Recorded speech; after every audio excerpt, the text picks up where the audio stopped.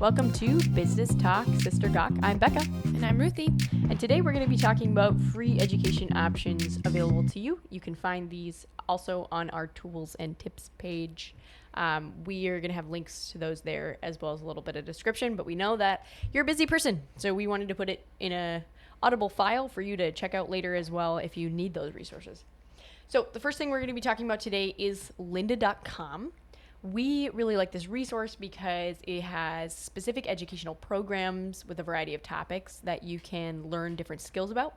It's really nice, especially if you have a little bit of time to learn a new skill. Maybe you're on the road a lot and you want to watch some videos and learn different things. That's a great place to do that.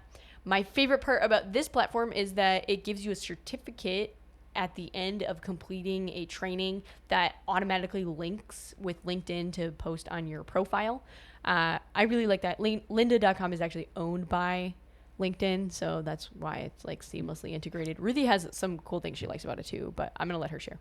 Yeah, so it's also called LinkedIn Learning on some platforms, but what I like about it is that you can make your own playlist based off the lessons and stuff that they have available on the classes. So I have my SEO playlist. I have a whole playlist about Google Sheets and things like that of just learning and sharpening my skills and just getting more information about things that I'm already doing and how I can make them more efficient on a day-to-day basis. Yeah, so we forgot to mention the best part about lynda.com. If you have a local library subscription or sometimes even through your university or school system, you actually might have a free subscription to this that you don't even know about. So it's definitely worth asking. Yeah, so even for us, our local library, they don't actually have a subscription to it for free, but we know that through the interlibrary loan system and services, you can actually get a library card for a different county in a different area using your local one.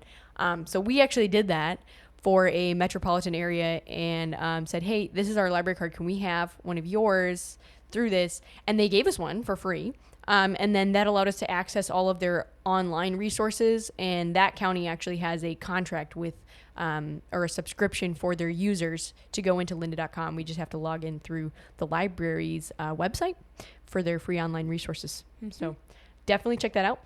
A couple other ones that you should check out within the free education aspect is Hoopla and Overdrive are two that a lot of libraries utilize as digital resources because they don't want to build their own digital resource because that would be crazy expensive. Mm-hmm. Ruthie, tell me a little bit about what your experience has been with those ones, if you've had any, and I'll tell you about mine too. So I read one time that the average millionaire reads one nonfiction book a month, and I am not a big reader, but I love audiobooks, so I can be doing things, and Hoopla is my favorite because it has a really easy user interface, and it's very quick and easy, and it's really, when you can download things, it doesn't take up a lot of space on your phone, and I like that a lot. So I listen to a lot of audiobooks, and they have a really extensive library on that.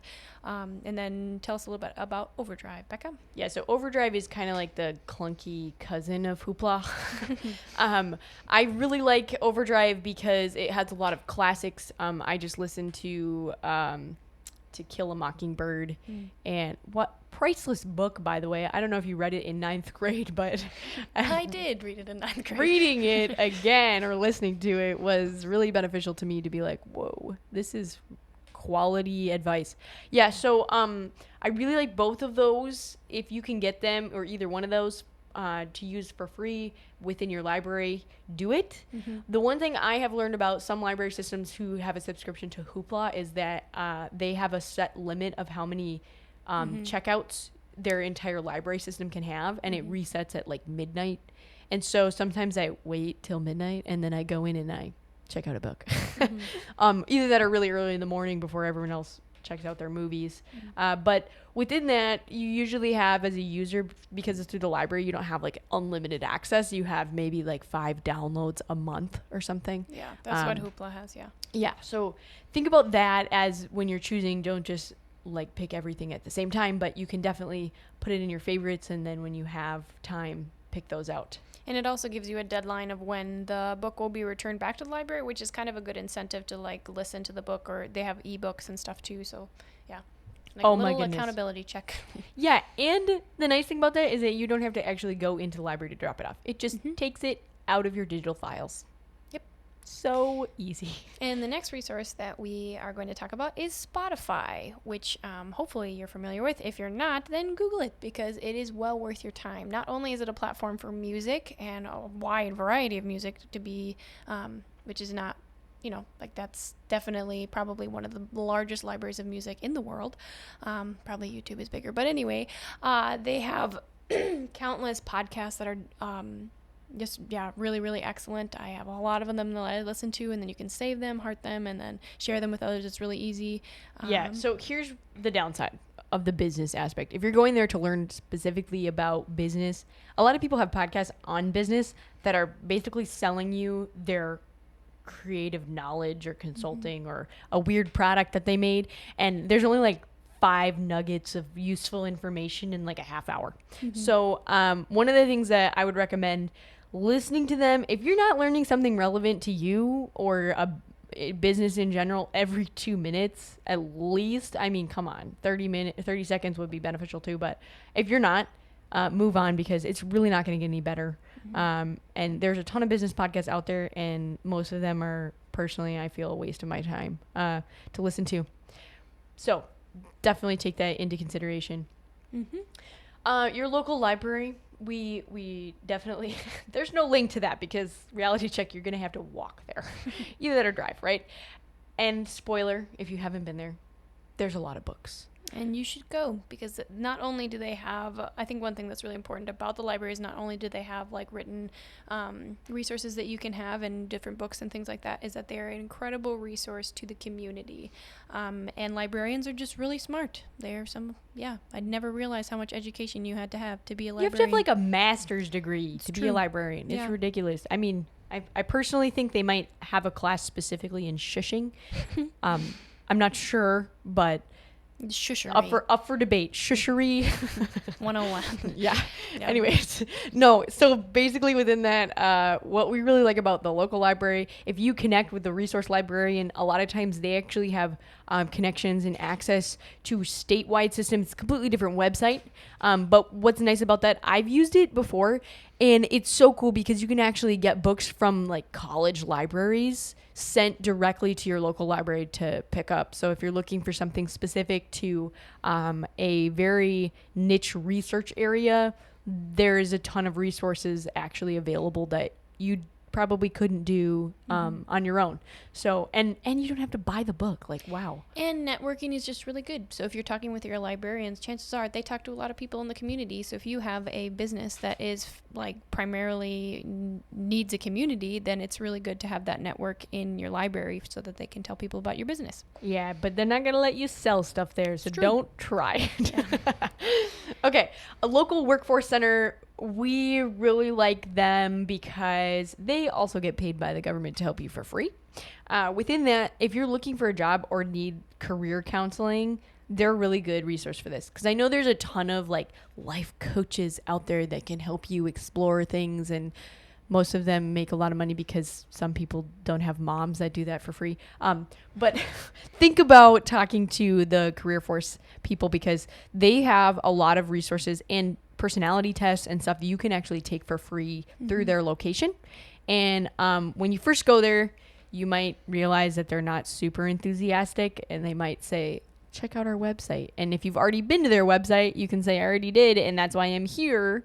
No specific questions that you want to ask. Like, I am looking for personality tests so I can figure out what I want to do with my life. Or and that will be a better use of your time for both of you, for the person that you're talking to and for yourself, because you can get in, find the information that you're looking for because you already know what you're looking for, and then do what you need to do with the rest of the day. Yeah, and if you're looking for a job, bring your resume in, have it ready to go, and say, this is what my skills are. What do you guys know is available? Because a lot of times they actually know a lot more business owners that are looking for someone than they have listed with an actual opening. And they'll keep you in mind for the future.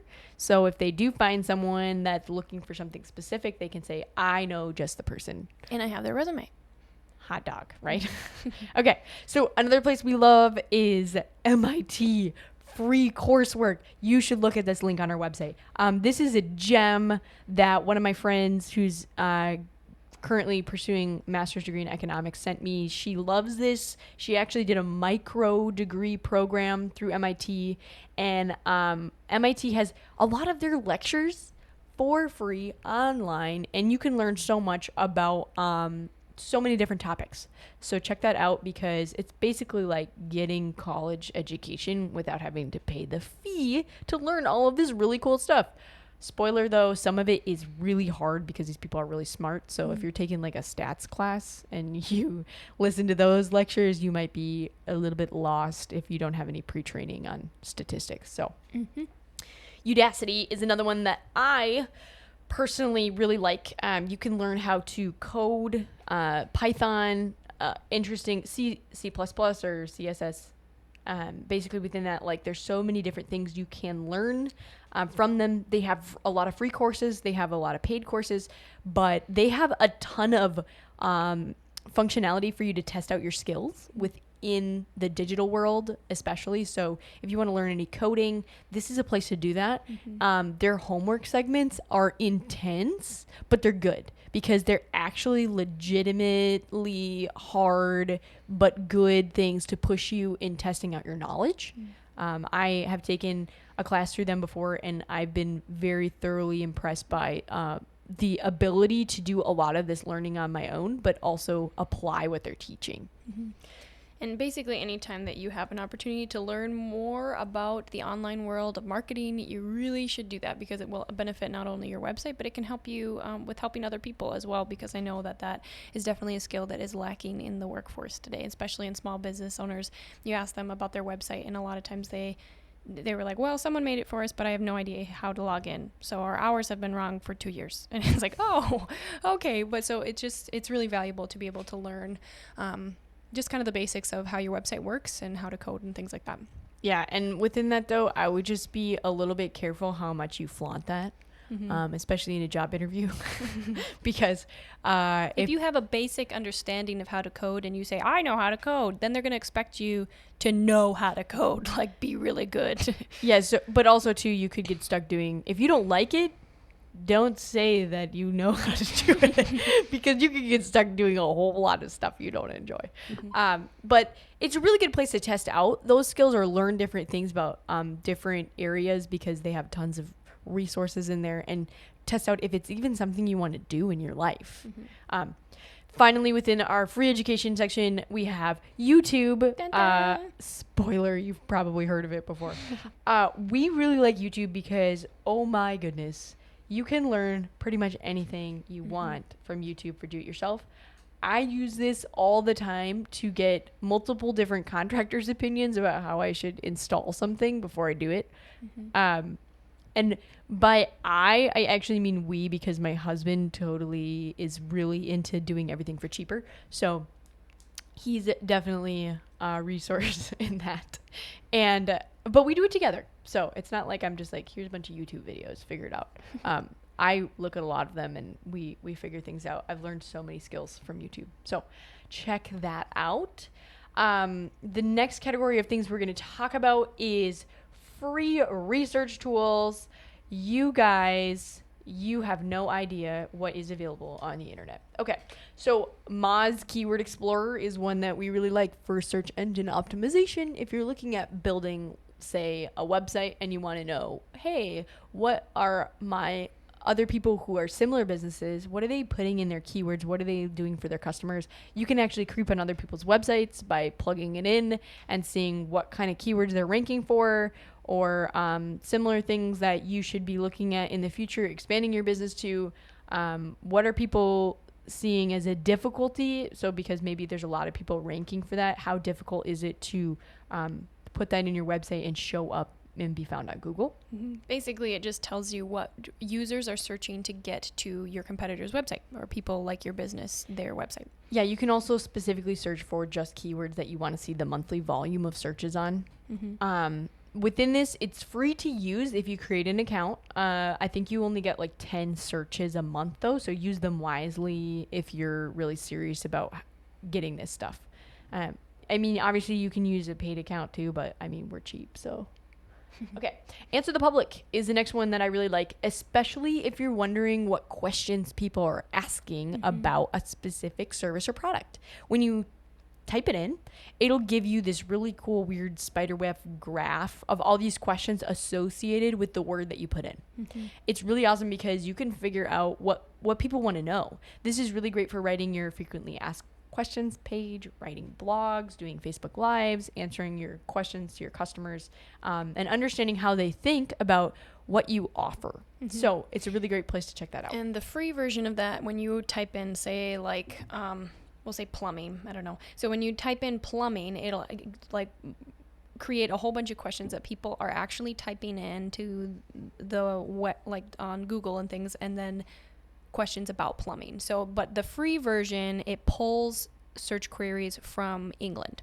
So if you want the paid version, that actually pulls information like from what people in America are actually searching. But actually you'll find I've had the paid version before, and they're pretty similar from the results. Yeah, the results are pretty similar from the US and England. Yep. I mean, but be kind of specific about what you're searching, because if you just put in plumbing, it's going to be like, how much does plumbing cost? I mean, that's like too broad, you know. Try to be really specific. Yeah, think about that. The next thing I really like for creeping on things is hunter.io. The free version of this, I think you can get 50 searches, and within that, if you could take a domain name and you plug it in, it'll give you every email address on the web associated with that domain name. So like info@businesstalksistergawk.com. That's our email handle. When you would search our website, it would show up with the 2 emails associated with our website, right? And what's nice about that is, say that you are trying to connect with a business that's really big or something like that, and you want to know all the people who have the domain name of, let's say, I don't know, like Aldi or something like that. So then you would search that, and then it would just show you all, like, you can get people's emails address who are CEOs and things like that. Like, it just gives you a whole list of email addresses to the people that belong to that what am I trying to say, website domain name. Yeah, except for specifically from personal experience with Aldi, they're like still on the 90s processing systems. They still get faxes. So I don't even think you could probably find any emails for them. Maybe Best Buy. Okay. Yeah. So anyways, within that though, I do want to make a caveat of what you're searching. If you use those email addresses to contact people, you need to be very, very versed on what is legal and what is illegal to contact them about. And it is worth researching that topic of what's legal and what's not. Basically, search unsolicited email lawsuits, and you're going to figure out, oh yeah, like I totally added all these people to a campaign and they did not subscribe. And so therefore you could get, like, I think it's like the offense is around $50 a person or something like that. So it's a pretty serious thing. And a lot of that came about because of the GDPR, which is Global Data Protection Regulation. So if you're interested in that, you should Google it and try to learn more about what the GDPR is. Yeah, thank you, European Union. We now have that in the United States. Okay, so the next thing we're going to talk about is Google Trends. We like this because you can put a keyword in and it shows you the search volume with major spikes. This is a really great place to find cyclical patterns, especially if you're going to do a product. You can see when is the most common time people are searching for this product on the internet. Like, for example, the one that I put in there was tie tack, and there's a huge spike in this cyclically. If you look at the 5-year pattern between November and December, because people are trying to look nice for the holidays. I would assume it doesn't tell you that, but you can make those assumptions based on what the patterns are. So really cool place to figure out what's the right term to use, or are people looking for that? And when should you be selling something? Strike while the iron is hot, right? Okay, so U.S. Census Bureau, this is completely underutilized. I think it's a really good place to build information about a target market. So if you are going to start a physical location, say you're going to start like a boutique, or even like a small little business within your house, and you're going to sell locally, you really need to know who is your target market of people who are going to be interested in this. What is the size of the people group that you're looking to hit, and where do they live. You can look at Census Bureau information to see what's the average income of your city or county, how many average children do people have, where they live, what's the housing cost. All of that stuff is really important to knowing what is your price point going to be for selling these products, because you got to be able to price it for what people can afford. Either that or get really niche in put a lot of hype into your brand to make it desirable as more expensive, right? Exploding topics is another place we really like. We're going to really try to wrap this up for you. We like this because it shows you new fads on the rise, keywords that are happening in the world, what people are concerned about, and new products coming out. Jungle Scout is the last one that we like because if you are ever into Amazon and seeing what's going for sale on Amazon, you can actually see this number of movement, like what's the sales category number, product ranking number, and then within that you plug it into this Jungle Scout estimator, and it tells you approximately how many units of that product are moving monthly. So that can be a good decision maker of whether you should invest in it if you ever want to sell on Amazon. Okay, so the Gawk part of what we do on our show is today we're going to tell you a story about the one time we made a bad business investment with the 7 siblings of our family. It wasn't really a business investment per se. We all decided to pool our money to buy a moped out of a really sketchy farmer's market.